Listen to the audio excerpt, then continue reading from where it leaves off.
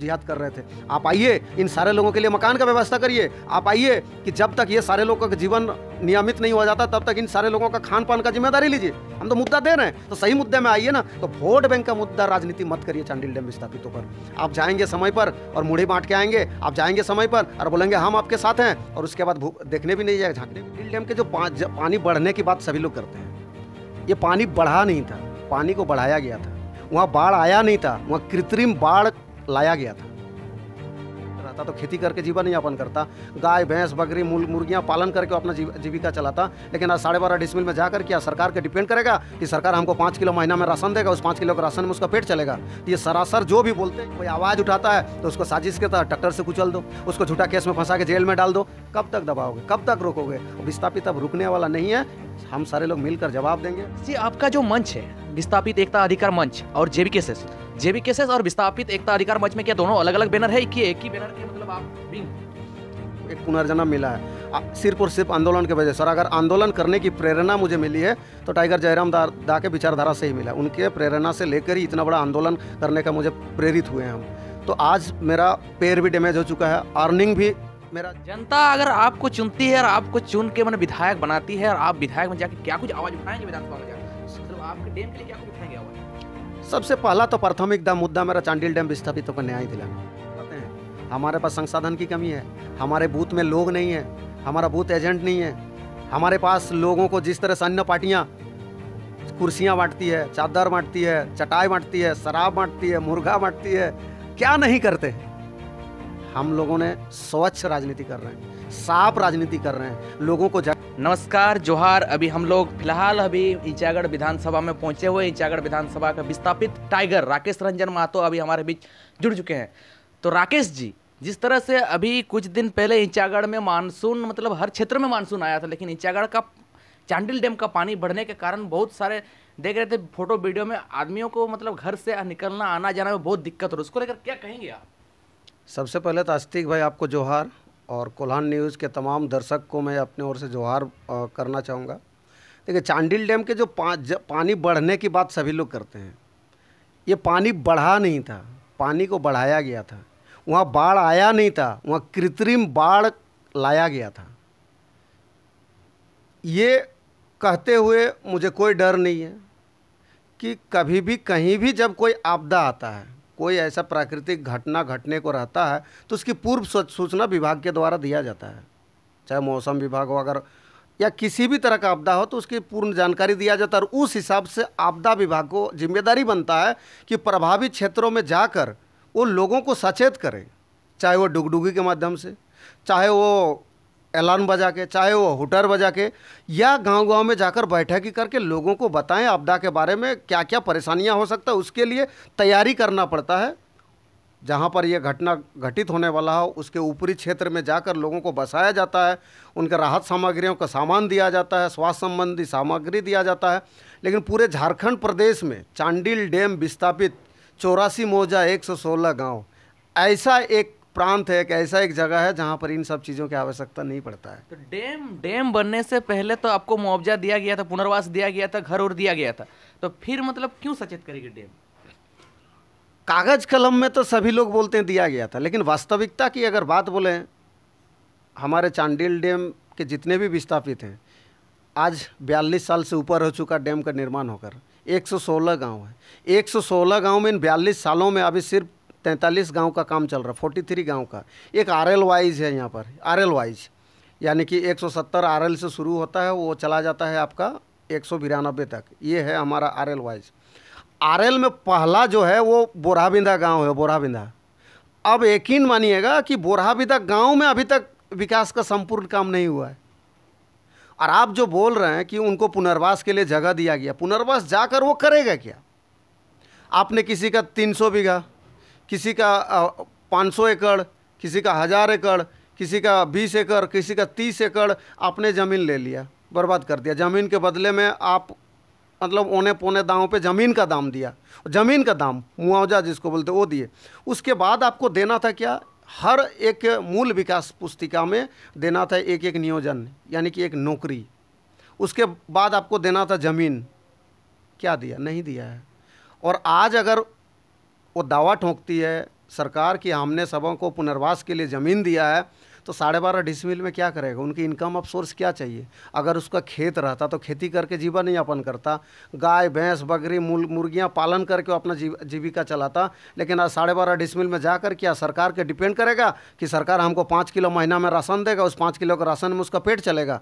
तो ये सरासर जो भी बोलते हैं या जो भी ये भ्रामक सूचनाएं फैलाया जाता है कि चांडिल डैम विस्थापितों को सब कुछ मिल जाएगा। आपको आश्चर्य होगा, आज जितने लोगों का विकास पुस्तिका में अनुदान जो बाकी है ना, वो बोलता है कि 6,57,000 हम दे रहे हैं। सरकार ये रेट कब कहा जानते हैं? आप भी सर पकड़ लीजिएगा, 2012 का रेट। 2012 का रेट पे कब दे रहा? 2024 में। हर चीज़ का दाम बढ़ा। आज देखिए प्याज 60 रुपये किलो पहुंच गया।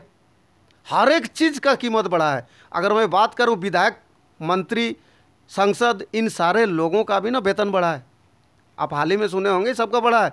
हर चीज़ का दाम बढ़ रहा है, हर चीज़ का कीमत बढ़ रहा है। आज के महंगाई के अनुसार अगर कुछ नहीं बढ़ रहा है तो चांडिल डैम विस्थापित का अनुदान, और आप कैसे करके बोल रहे हैं, या लोग कैसे करके बोलते हैं कि वो सब कुछ मिल चुका है? अगर आप धरातल पे जाइएगा, और हम तो सीना ठोक के बोलते हैं, हम तो पूरा दावे के साथ कहते हैं, चाहे सचिव हो, जल संसाधन विभाग का सचिव हो, जल संसाधन विभाग का मंत्री हो, एडिशनल डायरेक्टर हो, प्रशासक हो, अथवा फिर आपका पुनर्वास पदाधिकारी हो, कोई भी व्यक्ति आए ना और बात करे विकास को लेकर, हम तो ओपन चैलेंज करते हैं, हमसे टोक कर आपने क्या दिया और हमने क्या खोया है, हमने आप क्या वादा किए थे, उसके बदले में आपने हमें क्या दिया। हम तो बोलते हैं आप बात करिए, आइए। तो बहुत सारा ऐसी बातें हैं जिसको लेकर लोगों को जानकारियाँ भी नहीं है। और सरकार जो भी सरकार बनती है ढोंग का काम करता है। अभी वर्तमान जो सरकार की मैं बात करूं, 5 जल संसाधन का मंत्री बना, 4 जल संसाधन मंत्री बना। शुरुआत में हेमंत सोरेन के पास ही थे, माननीय हमारे मुख्यमंत्री हेमंत सोरेन के पास ही थे।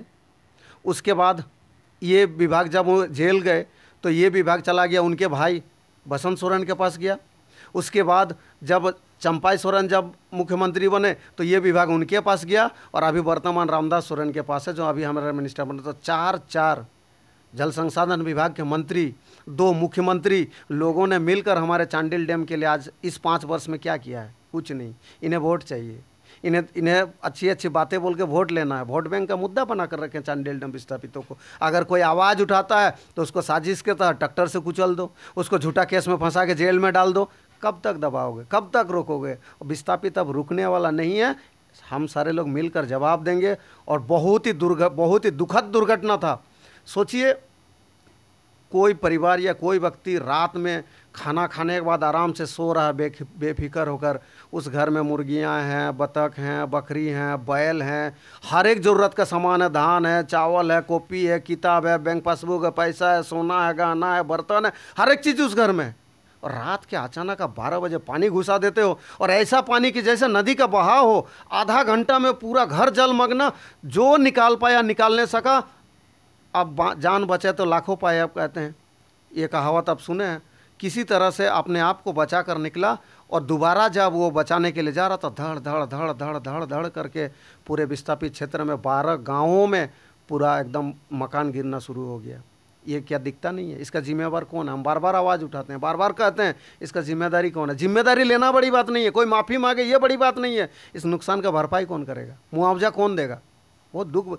बकरियां दब के मर गए हैं, मुर्गियां दब गए हैं, सारा सामान दब के रह गया। विस्थापित अगर किसी तरह से मजदूरी करके, मेहनत करके आए, 3 करके अपने परिवार को बनाता है, मकान को बनाता है, और उसको इस तरह से साजिश के तहत कृत्रिम बाढ़ के माध्यम से आप किसी को बर्बाद कर देते हो, ये कहाँ के लिए उचित है? राकेश जी, ईंचागढ़ जनरल सीट है, यहाँ पे बहुत सारे नेता लोग हैं जो इलेक्शन के टाइम में मतलब अपना पंजीकृत करके वोट मांगने का काम करते हैं। नेता तो बहुत हो जाते हैं, लेकिन पानी जिस तरह से अभी आई और अचानक पानी बढ़ने के चलते यहाँ पे देखा गया कि कुछ ऐसे लोग थे, जैसे आप लोग जाके यहाँ पे जो लोग डूबे थे, जिसका दिक्कत हुआ था, जाके आप लोग समर्थन किए, खाना उना चावल उवल का व्यवस्था करवाए, आप लोग देख रेख किए। तो बाकी नेता लोग क्यों नहीं आए? वोट मांगने टाइम सबको ही आ जाते हैं, लेकिन जिस तरह अभी सहायता की जरूरत पड़ी तो फिर क्यों नहीं आए?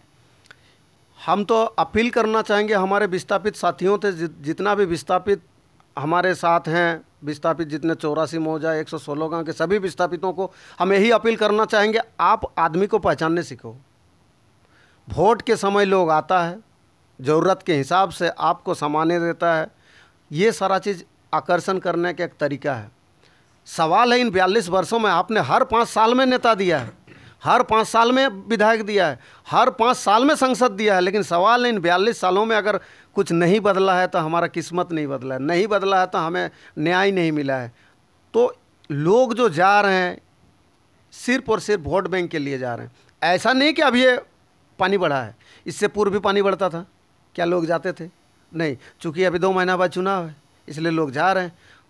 ठीक है, इसमें भी कोई आपत्ति नहीं है। आप आए हैं, आ रहे हैं, मदद कर रहे हैं। जब सरकार अपना कान नाक मुंह सब बंद करके रखा है, कोई समाज से भी जाकर अगर देता है तो स्वागत है, लेकिन आप ऐसे भी ना दो जाकर आप मूढ़ी दे रहे हो। क्या विस्थापित मूढ़ी का भी हैसियत नहीं रखता? आप मूढ़ी बांट रहे हो, क्या ये कहाँ तक उचित है? ये तो सिर्फ दिखा हुआ है, ये सबको दिखता है। तो हमें लगता है कि विस्थापितों को भी अब समझने की ज़रूरत है। आज अगर हमारे साथ हमारे घर को ढहाया गया तो उसका जिम्मेवार हम ही लोग हैं। हमने कभी बोल्ड डिसीजन नहीं लिया, हमने कभी एकजुटता होकर लड़ाई नहीं लड़ा, हमने एक होकर किसी ऐसे व्यक्ति को संसद या विधानसभा में भेजने का काम नहीं किया जो विस्थापितों के लिए काम करेगा या विस्थापितों के हित में लड़ता है। जब वोट आता है तो हम बंट जाते हैं, लेकिन अगर आपको अधिकार चाहिए इतना समझ कर कि हमारे जो समस्याएं हैं, इस समस्या का समाधान सिर्फ विधानसभा में विधेयक पारित करके ही हो सकता है, ऐसे नहीं हो सकता है। तो इसके लिए हमें एक ऐसे व्यक्ति को वहाँ भेजने की आवश्यकता है जो हमारी समस्याओं को लेकर वहाँ विधानसभा में बहस कर सके, और जो 80 विधायक हो गए उनको विश्वास में ले सके कि वाकई में आज 42 सालों में हमारे साथ गलत हुआ है। तो ये सारा चीज़ें हैं जो अब जाने का तो लोग जाएंगे, किसी को रोक नहीं सकते हैं, और आना भी चाहिए।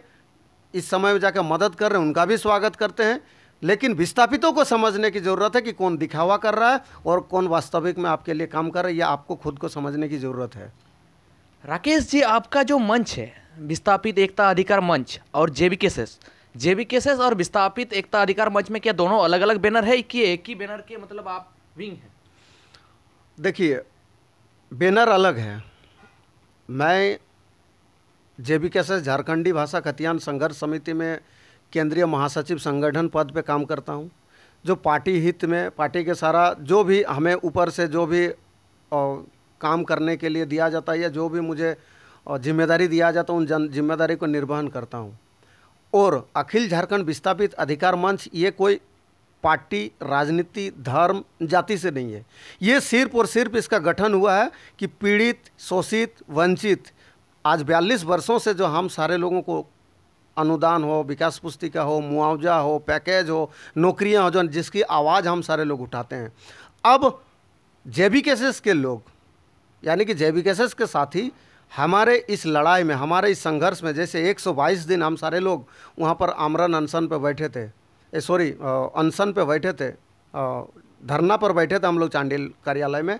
जेबीकेएसएस के लोग हमें आकर सहयोग किए, हमारे साथ बैठे रहे, हम सारे लोगों को हिम्मतें बढ़ाएं, पद यात्रा किए, वहाँ भी हमें समय दिए। जब हम लोग जेल भरो आंदोलन किए वहाँ भी सहयोग किए, जब हम लोग जल सत्याग्रह किए वहाँ भी सहयोग किए। और दूसरा, बाकी पार्टियों को भी मैं उस समय भी बोला था और अब भी बोलता हूँ कि ये जो अखिल झारखंड विस्थापित अधिकार मंच है, ये किसी पार्टी विशेष नहीं है, व्यक्ति विशेष नहीं है, ये सिर्फ और सिर्फ न्याय देने के, आवाज़ देने का हमारा एक मंच है। तो इसको मैं इसलिए क्लियर कर दे रहा हूँ कि ये अलग अलग बैनर है, लेकिन हम लोग काम एक उद्देश्य में करते हैं, एक विचारधारा से करते हैं। तो जेबीकेएसएस में आप भी फॉर्म भरे हैं, ईचागढ़ से जो टोटल 12 फॉर्म भरा गया तो उसमें आप भी फॉर्म भरे हैं क्या? हाँ, हम भी फॉर्म भरे हैं। क्या इस बार चुनाव लड़ना है क्या आपको? देखिए, चुनाव अगर जिस तरह से आप विस्थापित नेता कहे जाते हैं, विस्थापित के टाइगर कहे जाते हैं, लेकिन आपका तो वोट बैंक भी बढ़िया है। जिस तरह से लोकसभा चुनाव में बढ़िया वोट आया था, तो उसको देखते हुए इलेक्शन में उतरेंगे क्या? देखिए, व्यक्तिगत तौर पे या निर्दलीय के तौर पे मेरा कोई इच्छा नहीं है। हाँ, जब मैं इस पार्टी के लिए काम कर रहा हूँ, आज आंदोलन के क्रम में आज मेरा जीवन पूरा उथल पुथल हो चुका है।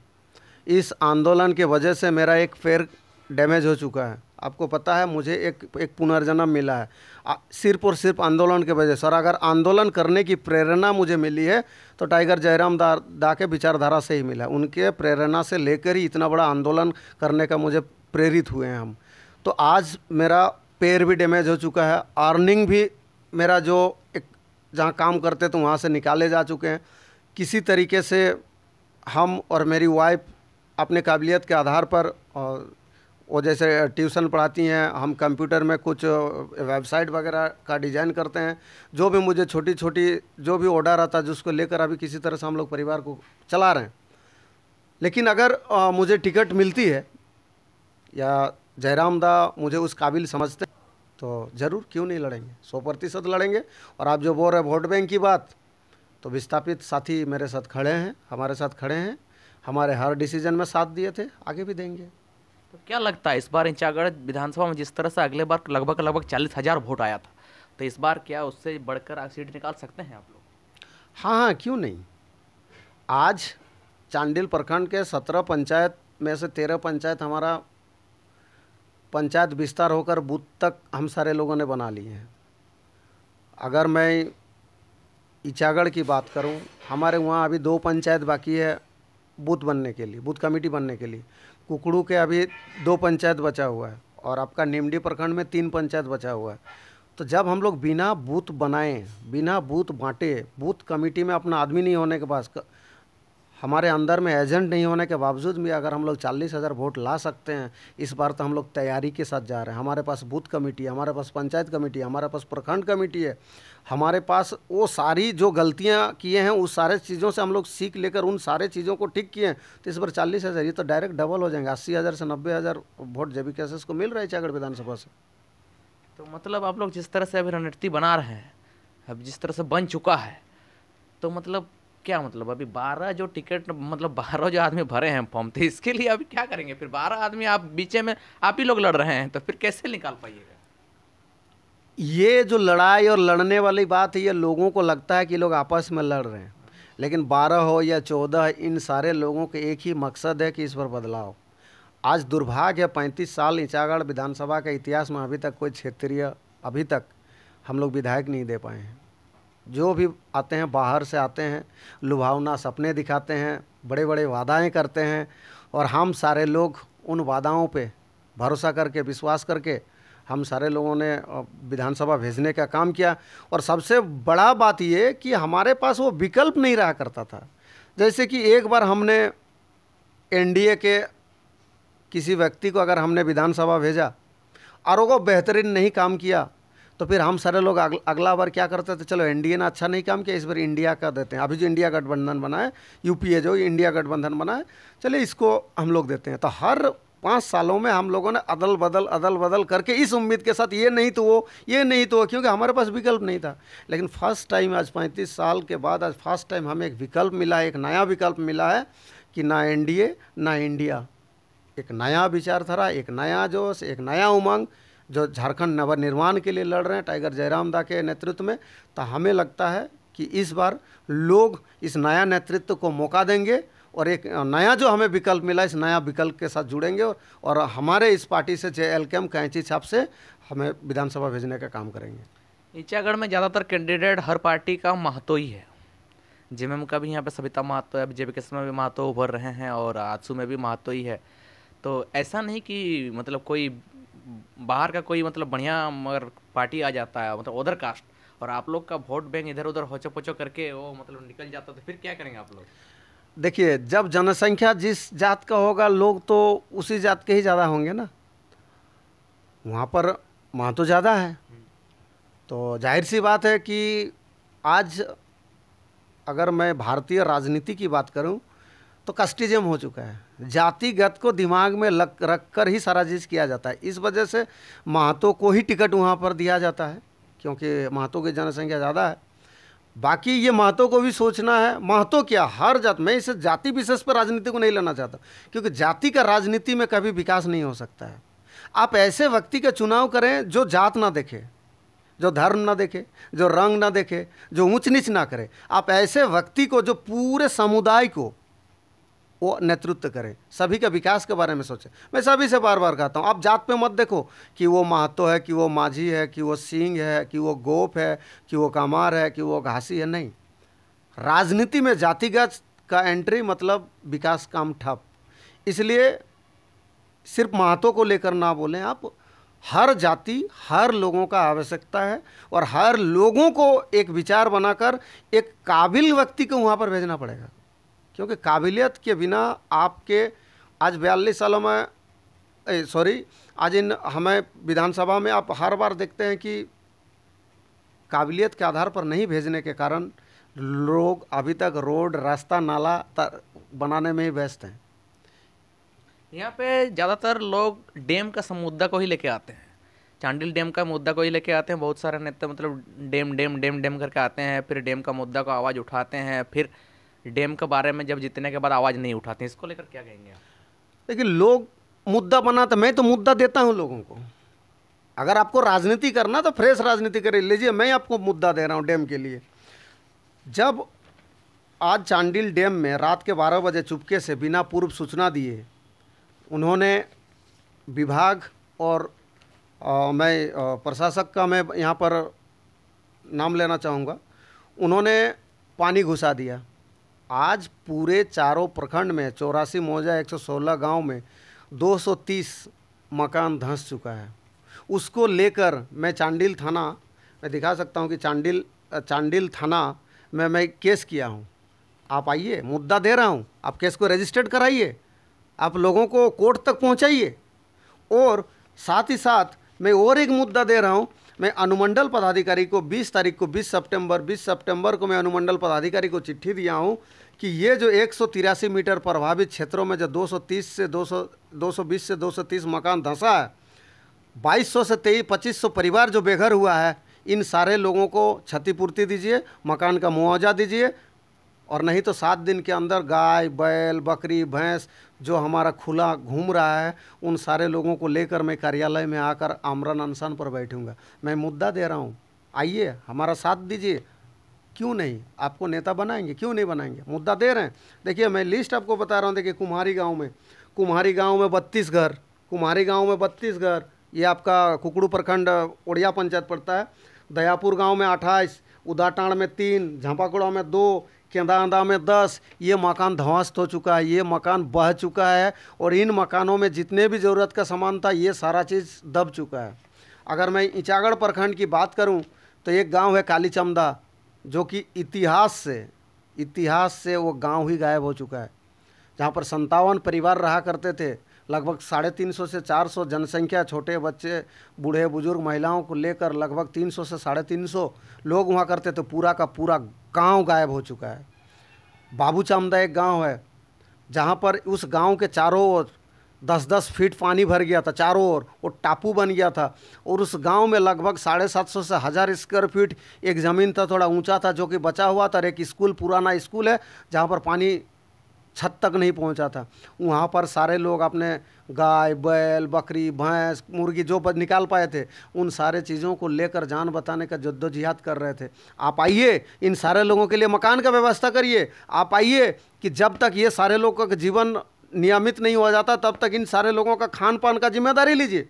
हम तो मुद्दा दे रहे हैं, तो सही मुद्दे में आइए ना। तो वोट बैंक का मुद्दा राजनीति मत करिए चांडिल डैम विस्थापितों पर।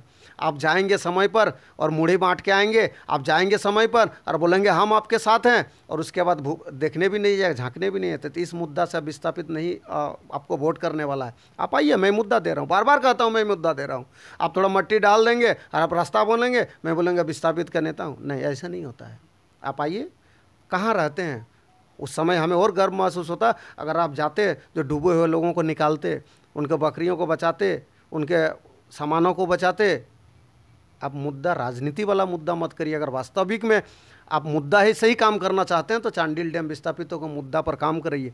आज 2012 का रेट से पैसा दे रहा है। आज 2024 में अगर 2012 में अगर 6,57,000 रुपये बैंक में रखते, किसी सरकारी भी बैंक में रखते तो ना आज डबल हुए रहता, डबल से ज़्यादा हुए रहता। तो आप दिलाइए 15 लाख, 16 लाख, 17 लाख आप दिलाइए, पैकेज दिलवाइए, नौकरी दिलाइए, आवाज़ उठाइए। जो वास्तविक ज़रूरत है, जिससे विस्थापितों के साथ न्याय होगा, उस पे लोग काम नहीं करते हैं। अलग मुद्दा पे लोग राजनीति करते हैं। जनता अगर आपको चुनती है और आपको चुन के मैंने विधायक बनाती है, और आप विधायक में जाके क्या कुछ आवाज़ उठाएंगे विधानसभा में जाकर, मतलब आपके डैम के लिए क्या कुछ उठाएंगे आवाज़? सबसे पहला तो प्राथमिक मुद्दा मेरा चांडिल डैम विस्थापितों को न्याय दिलाना। आज विकास पुस्तिका निर्माण में भी सोचिए कि सरकार ने जो नीति लाया या सरकार जो मतलब नियम निर्धारित करता है, उसमें भी बहुत सारा मतलब क्या बोलेंगे, वो न्यायिक नहीं है। अब देखिए, डैम का निर्माण होता है 82-83 में।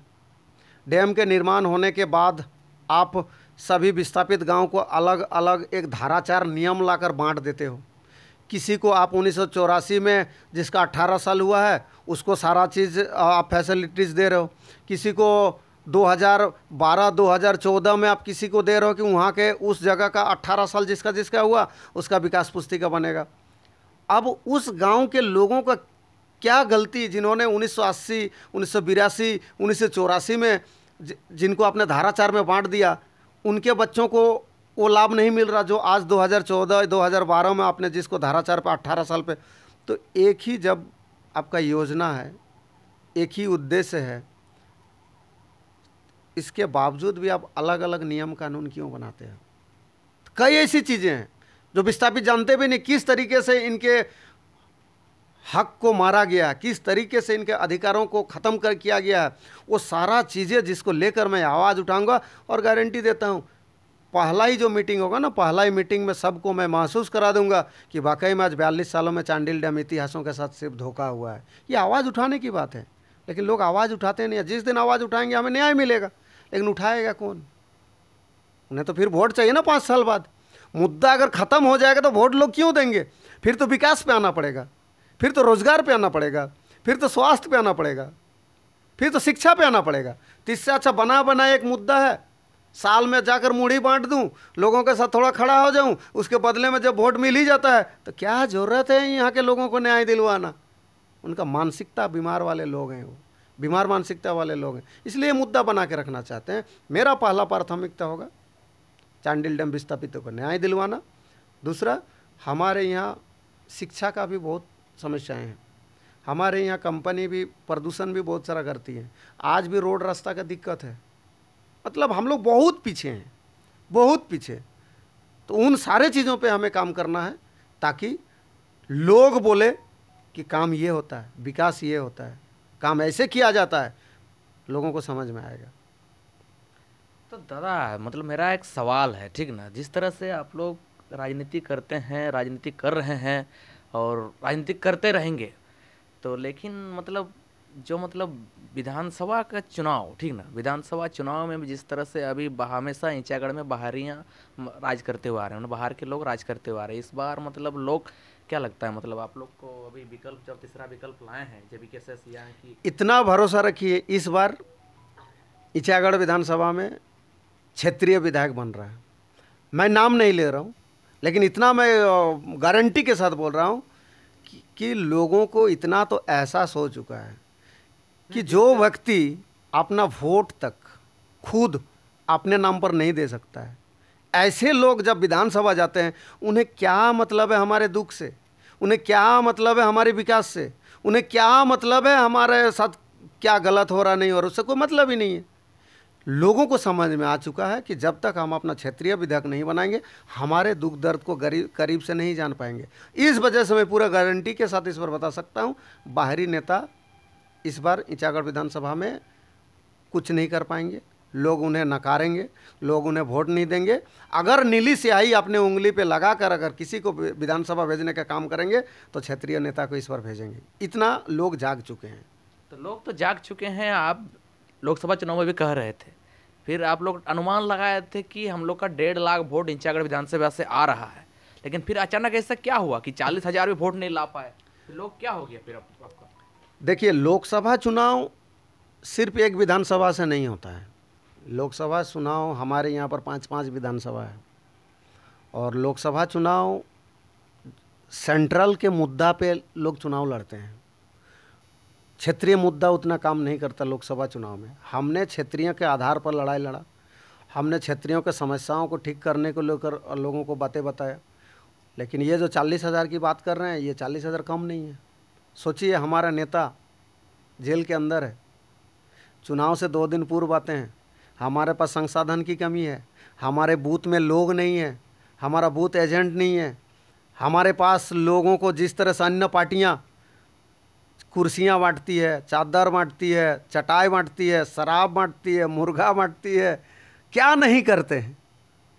हम लोगों ने स्वच्छ राजनीति कर रहे हैं, साफ राजनीति कर रहे हैं, लोगों को जगा रहे हैं, लोगों को बता रहे हैं कि आपको एक ऐसा प्लेटफॉर्म दिया जा रहा है, आप सारे लोगों को एक ऐसा पार्टी में वोट करने के लिए प्रेरित किया जा रहा है जिसको अगर आप आगे करते हैं तो आने वाले समय में सिर्फ आपके लिए तो लड़ाई लड़ ही रहे हैं, आपके लिए तो आवाज़ उठा रहे हैं। आने वाले हमारे जो पीढ़ी है, बच्चों का भी भविष्य के लिए भी अगर कोई काम कर रहे हैं तो वह हम कर रहे हैं, क्योंकि हम सारे लोगों ने लड़ाई जो लोकसभा चुनाव की जब आप बात कर रहे हैं तो हम लोग अपना वास्तविक जो कमियां हैं झारखंड नवनिर्माण को लेकर, जिस उद्देश्य से झारखंड को बनाया गया था, जल जमीन जंगल को बचाने को लेकर, यहाँ के मूलवासी, यहाँ के आदिवासियों को पहले प्राथमिकता देने का, चाहे नौकरी में, हर एक चीज़ में यहाँ के लोगों को प्राथमिकता देने के बारे में लोगों को जागरूक कर रहे थे। लेकिन आप भी जानते हैं, मैं किसी को बाहरी नहीं बोलूँगा या ऐसे नहीं, किसी को मैं इससे संबोधन नहीं करूँगा, इतना कहना चाहूँगा, आप भी जानते हैं कि हमारी लड़ाई जिनसे थे उनकी ताकत, चाहे पैसे को लेकर बोले या फिर संगठनात्मक भी बोलें, हमसे वो मजबूत थे लोकसभा चुनाव में, उसे हम लोग स्वीकार करते हैं। हाँ, लेकिन इस बार हम लोग मजबूत हैं, पैसे से भी मजबूत हैं, क्योंकि पैसा आवश्यकता वहाँ पड़ता है जहाँ आपके लोग नहीं पहुँच पाते हैं। आज हमारे हर एक गांव में, हर एक बूथ में, हर एक वार्ड में हमारे लोग हैं, तो हमें पैसे की ज़रूरत क्या है?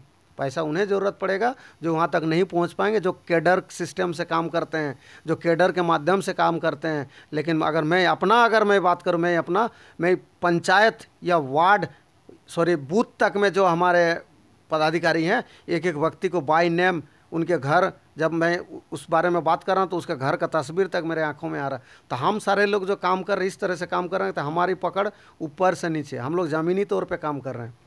इस वजह से हमें लगता है कि लोकसभा चुनाव से बेहतर रिजल्ट इस बार हम विधानसभा चुनाव में लेकर आएंगे। तो जब कैसे बाहरी भीतरी मुद्दा को लेकर आई थी, यहाँ पे बाहर भीतरी के मुद्दा को लेकर आए थे, फिर अचानक ऐसा पार्टी में क्या हुआ कि मतलब यहाँ पे अपने आदमी ही लड़ने लग रहा है, जैसे संजय मेहता हुआ, बाहरी भीतरी की बात ये लोग अफवाहें फैला रहे हैं, बाहरी भीतरी की बात नहीं है। अब सोचिए झारखंड अलग क्यों बना? वजह था कि जब बिहार के साथ हम जुड़े हुए थे तो विकास, या इस प्रांत के लोग, इस साइड के लोग, जब अभी वर्तमान झारखंड, यहाँ के लोगों तक विकास पहुँच नहीं रहा था, हमें वो लाभ मिल नहीं रहा था। यहाँ हमारे लोगों को उन सारे जो एक राज्य से, चाहे रोजगार की बात हो, चाहे स्वास्थ्य की बात हो, चाहे शिक्षा की बात हो, हम तक नहीं पहुँच रहा था। तब यहाँ के लोगों ने सोचा कि अगर हम एक अलग राज्य ही लेते हैं तो हमारे यहाँ के लोगों का विकास होगा। क्योंकि पूरे बिहार की अगर बात करूं, जब संयुक्त झारखंड बिहार था उस समय सबसे ज़्यादा अगर आदिवासियों की बात करूं हमारे इसी क्षेत्र में, लेकिन आदिवासियों और मूलवासी यहाँ के जो है, यहाँ का विकास हो नहीं रहा, चाहे शिक्षा के मामले में हो, चाहे स्वास्थ्य के मामले में हो, या रोजगार के मामले में, हम सारे लोग काफ़ी पिछड़े हुए थे। आज झारखंड राज्य अलग लिया गया है। झारखंड राज्य जब अलग लिया गया है तो इस राज्य के जो लोग हैं, पहला इधर के यहाँ के बसने वाले लोगों, पहला प्राथमिकता उनको होना चाहिए। जल में भी, ज़मीन में भी, जंगल में भी, नौकरी में भी, हर एक चीज़ में पहला प्राथमिकता होना चाहिए। उसके बाद जब यहाँ के लोगों का आवश्यकता नहीं हो, या जब यहाँ के लोग नहीं लेंगे, तब आप बाहर के लोग ले सकते हैं। तो फिर ये बाहरी भीतरी कहाँ हो गया? ये तो हम अपने अधिकारों की बात कर रहे हैं। तो अधिकारों की जब हम बात कर रहे हैं तो फिर यहाँ बाहरी भीतरी बात, ये सिर्फ एक अफवाह उड़ाया जा रहा है। हमारे पार्टी के जो विचारधारा, इस विचारधारा को लोगों के सामने गलत तरीके से प्रस्तुत किया जा रहा है। हम लोग बाहरी भीतरी की लड़ाई नहीं कर रहे हैं, हम लोग अपने हक और अधिकार की लड़ाई कर रहे हैं, जो कि झारखंड के मूलवासी और आदिवासियों की बात है। इसमें कोई जाति वाला बात नहीं। हाँ, अब आप सोचिए, कई ऐसे लोग हैं, अन्य राज्य के लोग, आपका वहाँ भी वोटर कार्ड है, आप यहाँ भी वोटर कार्ड बना के रखे हो, और आप कहते हो कि नहीं हमें भी यहाँ चाहिए, तो फिर आप वहाँ छोड़ दीजिए, या फिर यहाँ छोड़ के आप वहीं चले जाइए। हमारा तो बात ये है। और इसको अगर लोग बाहरी भीतरी बोल रहा है तो फिर तो ये गलत सिद्धांत, गलत विचारधारा, ये गलत भ्रामक सूचनाएं फैला रहा है। इसलिए बाहरी भीतरी की लड़ाई नहीं लड़ रहे, हम लोग अपने हक और अधिकार की लड़ाई लड़ रहे हैं। बहुत बहुत धन्यवाद राकेश जी हमारे चैनल को समझने के लिए। चल, धन्यवाद।